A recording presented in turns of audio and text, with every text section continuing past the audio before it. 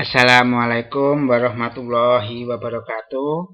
Ketemu saya kembali di channel Nanang Arifin. Mari kita buka pembelajaran pagi ini dengan membaca basmalah bersama-sama. Bismillahirrahmanirrahim. Anak-anakku, ini sebagai pendahuluan. Anda mungkin kalau olahraga bisa mengangkat kaki, meluruskan kaki, bisa menurunkan tangan atau menaikkan tangan, bisa membengkokkan kaki seperti ini, bisa meluruskan tangan kita, bisa mengangkat kaki kita. Nah, di sini mereka itu kok bisa menggerakkan tubuh, menggerakkan tangan, menggerakkan kaki. Karena apa? Adanya otot yang ada dalam tubuh kita, sehingga kita bisa bergerak. Lalu ini, ada seseorang yang karena penyakit diabetes, maka dia tidak bisa saraf mati. Dia tidak bisa merasakan sakit atau panas ketika kakinya menginjak api. Tiba-tiba saja kakinya melepuh, tidak bisa merasakan panasnya api. Itu mengapa? Karena sistem sarafnya itu berkurang, sistem sarafnya bermasalah. Karena sistem sarafnya bermasalah, maka tidak merasakan sakit ketika kakinya menginjak api. Ini terutama bagi para penderita diabetes, sistem sarafnya mati. Nah, untuk pembelajaran kali ini, yang pertama, tujuan pembelajarannya adalah siswa dapat menjelaskan jaringan otot yang ada pada manusia dengan benar. Ini adalah jaringan-jaringan otot, dari otot polos, otot lurik, otot jantung. Yang kedua, siswa dapat menjelaskan sistem saraf manusia dengan benar. Ini gambar sel saraf yang menyusun jaringan saraf pada manusia. Dengan jaringan saraf ini kita bisa merasakan, kulit bisa merasakan dingin, panas, misalnya kena api, panas sekali. Itu karena adanya sistem saraf dalam kulit kita. Kita merasakan sakit, dicubit, itu mengapa? Adanya sistem saraf dalam kulit kita. Nah, kemarin Bapak membahas macam-macam jaringan hewan. Jaringan epitel sudah kita bahas. Jaringan ikat sudah kita bahas. Yang belum kita bahas, jaringan otot, nanti akan kita bahas. Lalu jaringan saraf, ini juga belum pernah kita bahas. Kita sekarang akan membicarakan jaringan otot pada manusia. Jaringan otot, ini gambar jaringan otot. Jaringan otot itu tersusun atas sel-sel otot. Jaringan kan terdiri dari beberapa sel. Jaringan otot terdiri dari beberapa sel otot. Jaringan tersebut punya kemampuan berkontraksi. Berkontraksi itu memendek. Karena mengapa kok bisa mereka otot itu bisa memendek, bisa memanjang kembali? Karena adanya serabut kontraktil. Nah, serabut kontraktil itu tersusun atas aktin dan miosin. Ini ada aktin. Ini ada miosin. Kalau aktin itu adalah filamen yang tipis.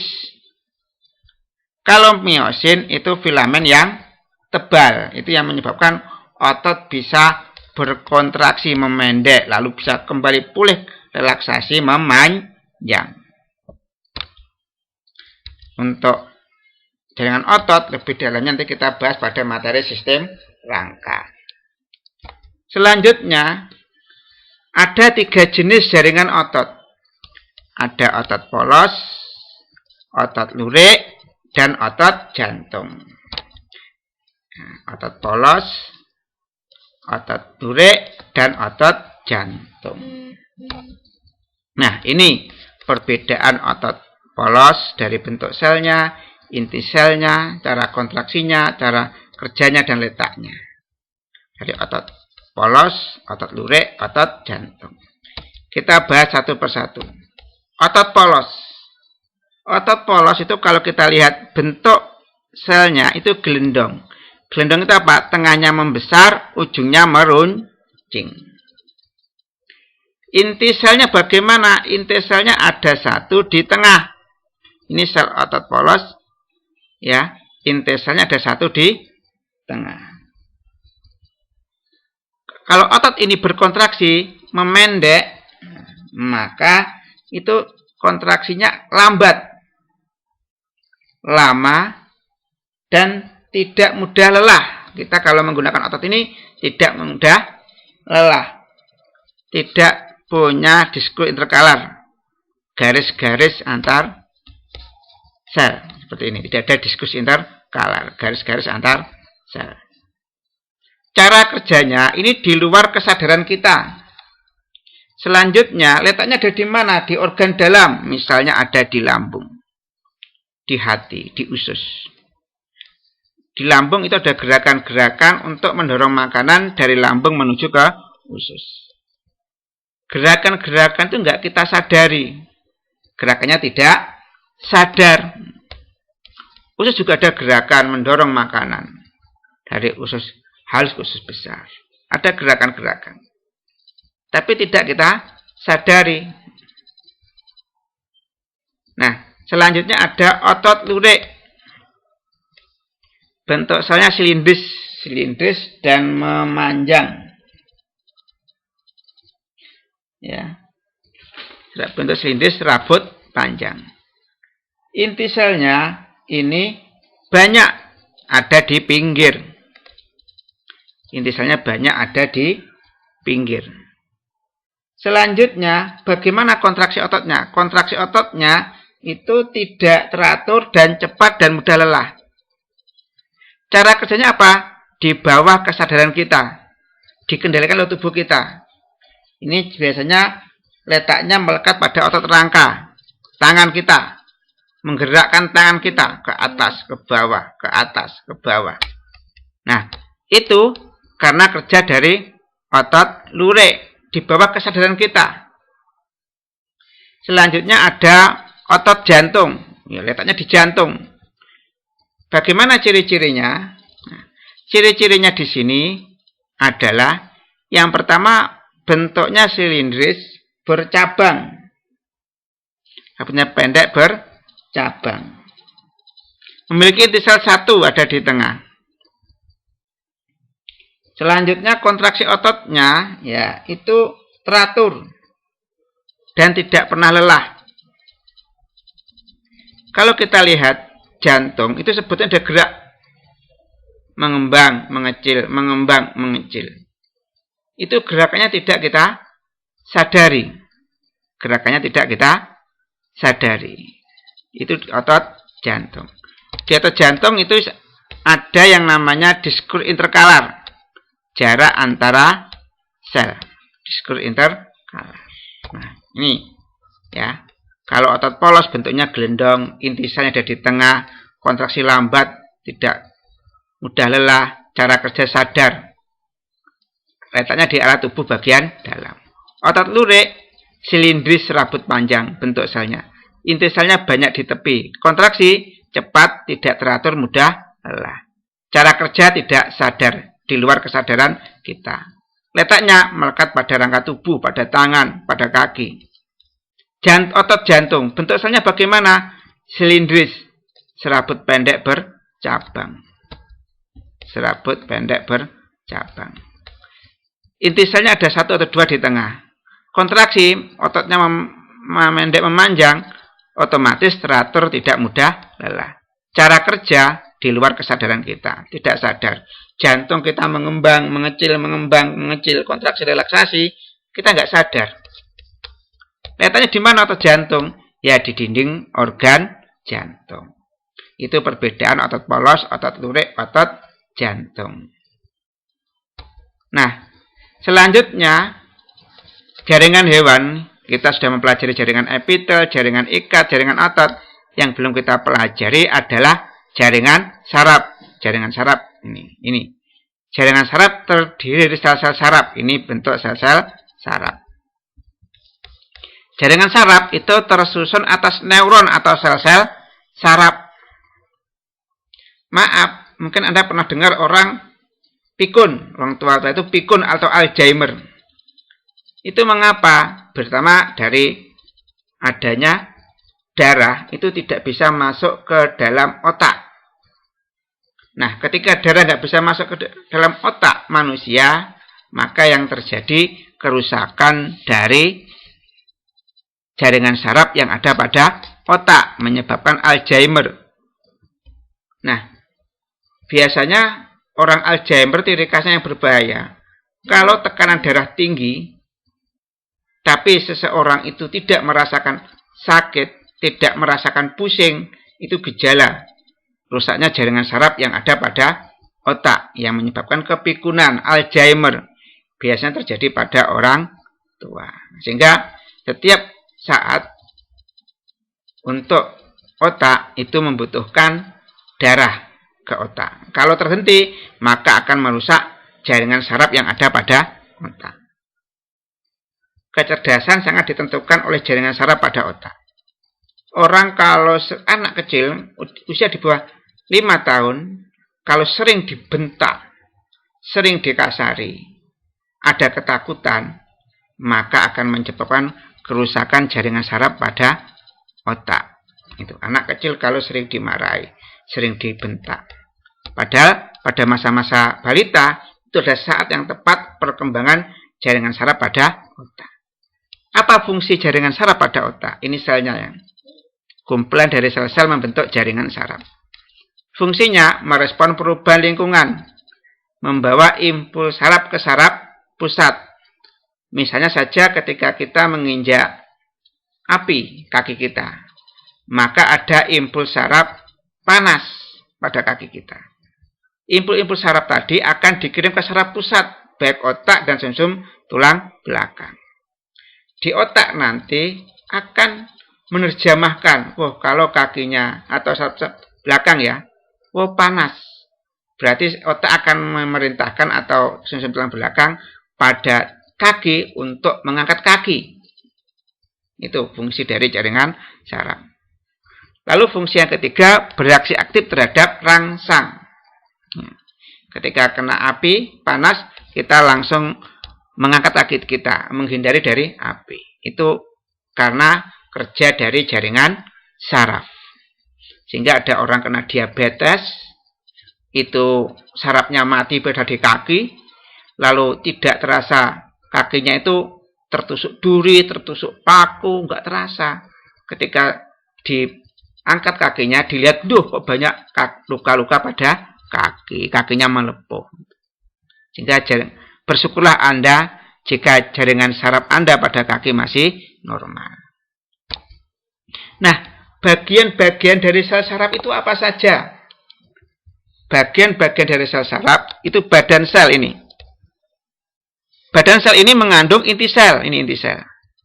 Dan neuroplasma. Apa itu neuroplasma? Neuro itu sel saraf, plasma itu cairan plasma. Lalu ada neurot atau akson, ini ya, sampai sini itu neurot atau akson. Ini membawa impuls saraf meninggalkan badan sel saraf. Impuls ini dikirim ke sini, ke neurot atau akson, dikirim ke sel saraf yang lain. Dendrit ini dendrit. Dendrit itu membawa impuls ke badan sel saraf. Ada impuls saraf, rasa panas, dingin, perih, pedih itu ya. Itu nanti di sini akan dari sel saraf yang lain dikirim oleh dendrit, dikirim ke badan sel saraf. Ini bagian-bagian dari badan sel saraf. Yang pertama badan sel, ini adalah akson atau neurit. Lalu ini adalah dendrit. Nah, di sini sel saraf ada selaput neurolima. Apa itu selaput neurolima? Bisa lihat di LKS halaman 91 ya nanti ya.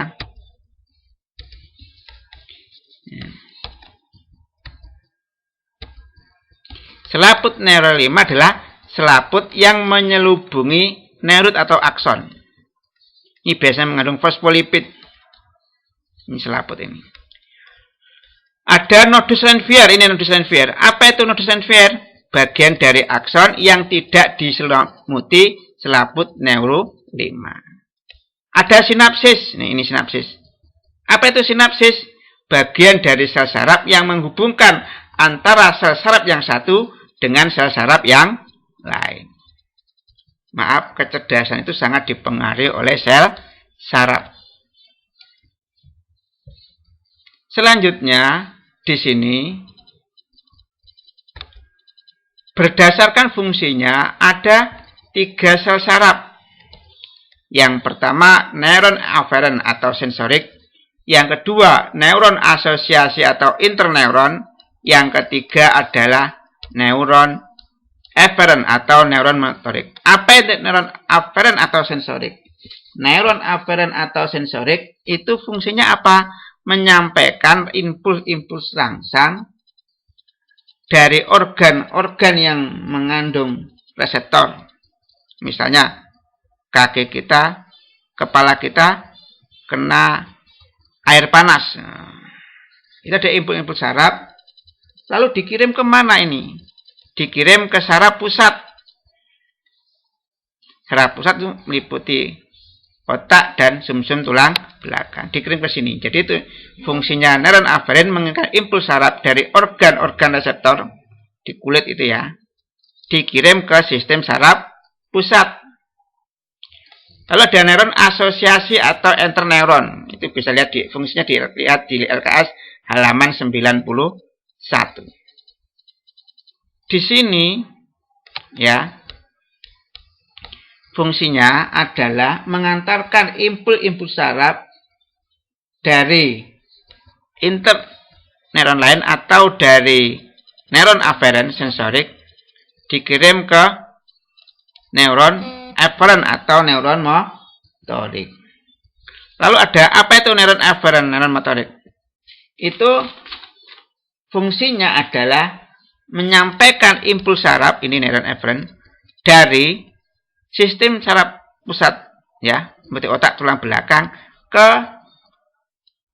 pusat efektor, ke neuron motorik sini. Artinya apa? Gini. Ketika tiba-tiba kulit kita kena air panas.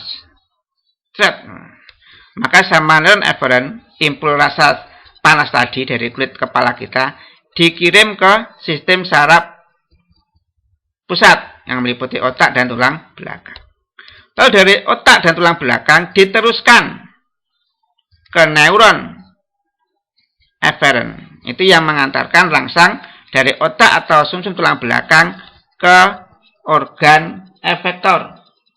Sehingga misalnya tangan kita nanti akan segera nampek. Atau segera tangan kita segera menghilangkan air panas yang kena wajah kita. Itu bisa dibaca di LKS halaman 91. Maaf, mengapa kok di sini tidak saya tulis, karena gambarnya, tulisannya tidak cukup.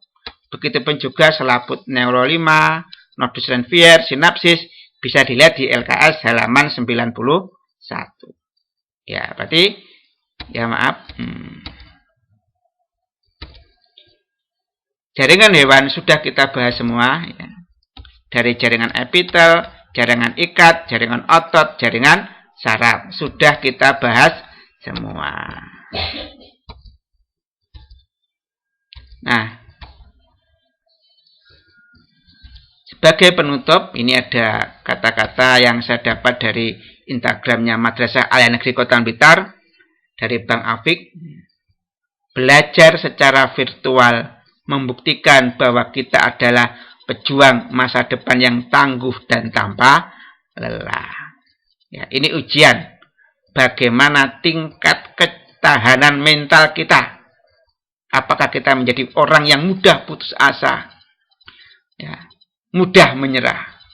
Kalau Anda tetap eksis dengan pembelajaran secara virtual, maka Anda adalah orang yang luar biasa. Orang cerdas itu yang bagaimana? Orang cerdas, orang yang bisa berinovasi, menemukan hal yang baru. Yang kedua, orang cerdas adalah orang yang bisa memecahkan masalah yang ia hadapi. Seperti itu. Dengan belajar secara virtual kita menghadapi banyak masalah. Tapi kita menjadi cerdas kalau kita bisa memecahkan masalah yang kita hadapi. Mungkin kita akhiri doa pertemuan ini dengan doa akhir majelis. Subhanakallahumma wa bihamdika asyhadu alla ilaha illa anta astaghfiruka wa atubu ilaik. Wallahu muwaffiq ila aqwamit thoriq. Wassalamualaikum warahmatullahi wabarakatuh.